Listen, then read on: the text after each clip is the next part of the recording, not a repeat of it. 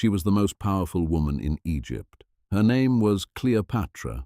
She spoke many languages and ruled a rich kingdom, but she trusted dangerous alliances and lost everything.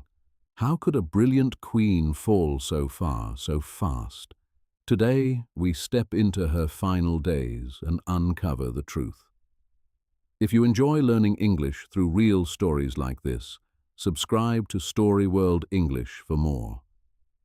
It was a bright morning in 69 BC in Alexandria, Egypt.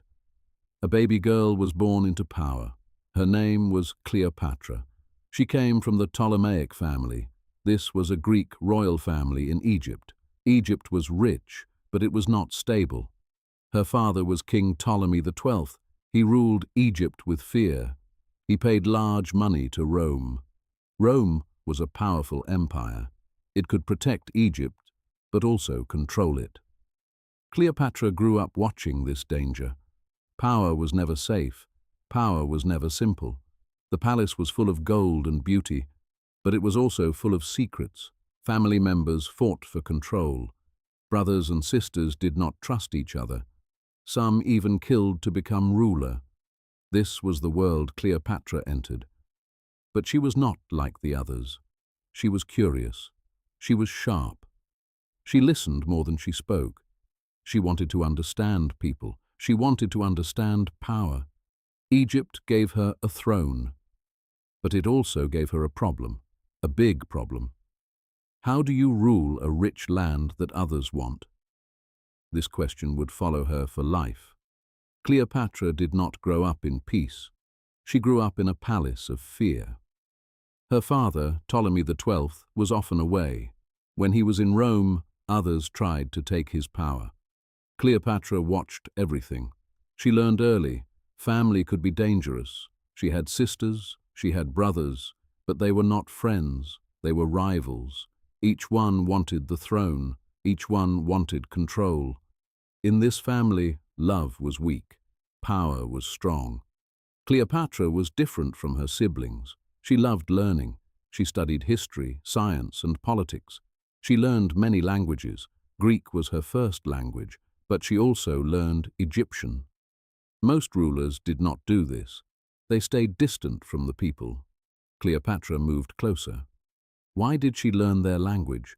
Because she wanted their trust. She wanted their hearts. She understood something important. A ruler needs more than power. A ruler needs connection. But danger was always near. Her older sister once took the throne. Cleopatra saw how fast power could change. One day you are safe. The next day you are nothing. So she prepared herself. Quietly, carefully, patiently. She was not just a princess. She was watching. She was learning. She was becoming something more. It was a quiet afternoon in Alexandria, around 58 BC. Cleopatra was still young, but something inside her was growing strong. She began to see her true gift. It was not beauty. It was not power. It was her mind. She could speak with many people. She could listen deeply. She could understand what others wanted. This was rare, very rare. Many rulers gave orders. Cleopatra asked questions. She practiced her voice. She practiced her words. She learned how to speak clearly, calmly, strongly. When she spoke, people listened, not because they feared her, because they felt seen. She also studied politics. Politics means the art of power and decisions. She watched how leaders made choices. She saw mistakes. She saw success. She learned from both. Why was this important? Because Egypt was not alone. Rome was growing stronger every year. Leaders needed to think fast. They needed to speak well. They needed to build trust. Cleopatra understood this early. She did not wait for power. She prepared for it. She had a gift. A quiet, powerful gift. She could connect minds. She could move hearts. And one day, this gift would change everything. It was a grey morning in 51 BC in Alexandria. Cleopatra's father had died. The throne was now hers, but she was not alone. She had to rule with her young brother, Ptolemy XIII. He was only a boy, but others spoke for him. Others controlled him. Egypt was rich, but it was weak. Rome was strong, and it was watching. Roman leaders wanted influence. Influence means control without a crown. They wanted Egypt's gold. They wanted its land. Cleopatra understood the danger. Inside the palace, tension grew fast. Cleopatra wanted to rule alone. She believed she was ready. She believed she was stronger. But the people around her brother disagreed. They feared her mind. They feared her voice. Soon, the conflict became open. Orders were changed. Allies moved in secret. The palace turned cold. Trust disappeared. Then it happened. Cleopatra was pushed out of power. She was forced to leave Alexandria, forced to leave her throne. She went into exile. Exile means living away from your home. She had nothing now. No crown, no army, no safety. But she still had one thing, her mind, and she was not finished yet. It was a cold night in 48 BC near the Egyptian border. Cleopatra sat inside a small tent. The wind was strong. The desert was silent. She was no longer a queen. She was a woman without a throne. She had lost everything, her city, her power, her safety. Even her own family had turned against her. Her brother ruled in Alexandria now, and he wanted her gone forever. Around her, a small group of loyal people waited. They were tired. They were afraid. They had little food, little hope. Each day felt heavier. Cleopatra looked at the dark sky. She asked herself a simple question. Was this the end? Many rulers would stop here. Many would give up. She had no army. She had no strong allies. Rome was close, but Rome was dangerous. One wrong move could mean death. But something inside her refused to break. She needed a plan. She needed courage. She needed a chance. Then news arrived. A powerful Roman leader had come to Egypt. His name was Julius Caesar. He was strong. He was feared. And he was now in Alexandria. This changed everything. But it also made everything more dangerous. If she went to him, she might gain power again, or she might lose her life. Cleopatra sat in silence, thinking, waiting. The next choice would decide her future. It was a quiet night in 48 BC in Alexandria. The city slept under soft light. But inside the palace, everything was tense. Julius Caesar was there. Soldiers guarded every door. No one entered without permission. Cleopatra stood outside the city walls. She could not walk in openly. Her enemies would stop her, maybe kill her. She needed another way. So she made a bold plan, a dangerous plan. She asked a loyal servant for help. They brought a large carpet, thick, heavy, plain from the outside. Cleopatra took a deep breath. Then she lay down on it, calm, still, silent. The servant rolled the carpet around her body, slowly, carefully. She could not move. She could not speak. The air felt thin. Every second felt long. Then the servant carried the carpet into the palace, step by step, past guards, past danger. No one stopped him. It was just a gift, they thought, a simple gift for Caesar. Inside the room, Julius Caesar waited. The carpet was placed before him. For a moment, nothing happened. Then the rope was loosened, the carpet opened, and Cleopatra appeared. She stood up, steady and proud, not afraid, not weak. She looked directly at Caesar, eye to eye, power to power. The room went silent. Caesar was surprised, but also curious, very curious. Cleopatra spoke, calm voice, clear words. She told her story. She asked for help. She showed her mind, her courage, her fire. This was the moment. Not a battle, not an army, a meeting, a risk, a choice. Caesar listened, and something changed. That night, Cleopatra did not just return to the palace. She returned to power. It was a bright morning in 47 BC in Alexandria. Cleopatra was back inside the palace. But now everything was different. She was no longer alone. Julius Caesar stood beside her. War soon followed. Cleopatra's brother did not accept her return. His forces moved against the city, streets filled with tension. The palace became a place of danger. Caesar's soldiers fought with strength and skill. Cleopatra stayed close. She watched every move. She learned quickly. Fire, noise, chaos. The city burned in parts. The great library was damaged. History was lost in the flames. But Cleopatra did not look away. She stayed calm. She stayed focused. She knew this fight was for her future. Soon the war ended. Her brother was defeated. Cleopatra became the sole ruler of Egypt. She finally had the throne she wanted. But her journey did not slow down. She traveled with Caesar to Rome, the center of power, the heart of the empire. People stared when she arrived. Some admired her, some feared her. She had influence now. She had a voice.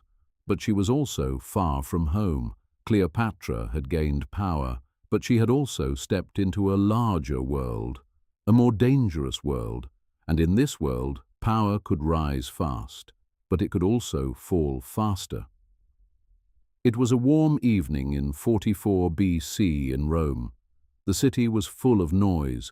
People were speaking about power, fear, and change. Cleopatra stayed in a large villa outside the main city. She was far from Egypt, but close to the center of the world. Julius Caesar had become more than an ally. He had become a symbol of stability for her rule. With him, Egypt felt safer, stronger, but Rome was not calm. Inside Rome, many leaders feared Caesar's growing power. They believed he was becoming too strong, too dangerous. Trust was breaking. Then, suddenly, everything changed. Caesar was killed in the Senate. The Senate means the place where Roman leaders made decisions. His death shocked the world. Cleopatra was far away when she heard the news. She stood still. No words came at first. The man who had helped her rise was gone. Now everything was uncertain again. Rome fell into chaos. New leaders rose. Old alliances disappeared. Cleopatra understood the danger immediately. Without Caesar, her position in Rome was weak, but she did not freeze. She returned to Egypt quickly. She needed control again. She needed stability again. Her country was waiting, watching. Back in Alexandria, she strengthened her rule. She rebuilt trust. She improved trade. She made Egypt strong again, stronger than before. But Rome was still not finished with her story. A new, powerful Roman leader was rising. His name was Mark Antony. He was bold, he was ambitious, and he would soon meet Cleopatra. This meeting would change history again, because now it was not just about survival, it was about legacy. It was a soft evening in 31 BC near Actium. The sea was calm, but war was coming. Cleopatra stood on her ship. Wind touched her face. She looked at the horizon. Her heart was heavy. Mark Antony was beside her. They had built power together, Egypt and Rome connected by trust and love, but Rome had turned against them. Octavian, a rising Roman leader, had declared war. He called them dangerous. He called them enemies of Rome. The battle began on the sea. Ships moved fast. Water crashed loudly. Smoke rose into the sky. The world felt unstable. Then something went wrong. Fear spread in the fleet. Confusion grew. Antony's ships broke formation. Cleopatra made a sudden choice. She turned her ship and left the battle. It was not planned. It was survival. Antony saw her leave. He followed her. The battle was lost. In one moment, everything changed. Their power collapsed. Their dream of a shared empire ended. Rome was now unstoppable. Cleopatra returned to Alexandria. The palace felt different now, quieter, colder. She knew what was coming. Octavian would not stop. He would come for Egypt. He would come for her. For the first time in her life, Cleopatra was not planning victory. She was preparing for the end. But even in loss, she did not break. She still thought. She still waited. It was a quiet morning in 30 BC in Alexandria. The city felt different. No celebrations, no music, only silence. Cleopatra stayed inside the palace. She knew Roman forces were near. Octavian's army entered Egypt. One city at a time they took control. Resistance was weak. Hope was fading. Cleopatra understood the truth. Her time as ruler was ending. Egypt would not stay independent. She tried one last plan. She sent messages. She searched for allies, but no help came. Mark Antony, broken and defeated, chose his own end. When Cleopatra heard the news, her heart became heavy. The man she trusted was gone. Now she stood alone. She prepared for her final days, not with fear alone, but with dignity. She made sure her children were safe. She secured what she could for Egypt's future. Cleopatra did not leave behind a peaceful kingdom. She left behind a story of power, intelligence, and risk. Some remember her as a queen who lost everything. Others remember her as a ruler who challenged Rome itself. But all agree on one truth. She changed history, and her name still lives today. Cleopatra was not perfect. She trusted powerful men too quickly. First Caesar, then Antony. Some say she used them for power. Others say she needed them to survive. Maybe this is true. Maybe both are true. She also took risky decisions for Egypt. These choices brought strength, but they also brought war. Her actions changed the balance of the ancient world, but they also caused suffering for many people. Some rulers feared her intelligence, some admired her courage, but some people in Egypt also questioned her choices during war. Nobody is perfect. Cleopatra was human, and that is part of what makes her story so powerful. She was not only a queen, she was also a strategist, a survivor, and sometimes a gambler with fate. She made bold moves. Sometimes they worked, sometimes they failed, but she always acted with intention. She never stayed silent when the world moved against her. Her life was not simple. It was full of light and shadow, and in that balance we see a real human being. Cleopatra's story is not only about a queen, it is about choices under pressure. It is about how power always has a price. She shows us that intelligence alone is not enough. You also need timing. You need trust. You need courage when everything falls apart. Why do we still remember her? Because she refused to disappear quietly. She speaks to anyone who has ever felt powerless. She speaks to anyone who has tried to rebuild after loss. Her life also shows something simple. The world can change fast. One moment you are safe. Next moment everything is different. But even then, you still have choices. You can think. You can plan. You can try again. Cleopatra did not control everything. No one does. But she controlled how she responded. That is why her story still matters.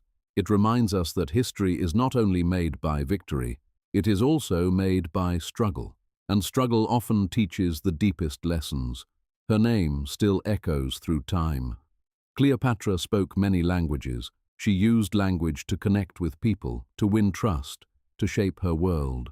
Today you are doing something similar. You are learning English. You are opening new doors. Every story you listen to makes you stronger. Every word you understand is a small victory. Like Cleopatra, you are building power step by step. Not the power of a kingdom, but the power of understanding. Some days feel easy, some days feel hard. Cleopatra also faced both. She faced confusion, she faced loss, but she kept learning and kept speaking. You are not just watching history. You are training your mind to grow. Keep going, my friends. Your journey matters more than you know.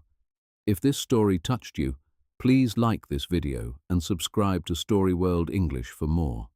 Leave a comment below. Tell me which part of Cleopatra's story moved you the most. She ruled with courage. So can you learn.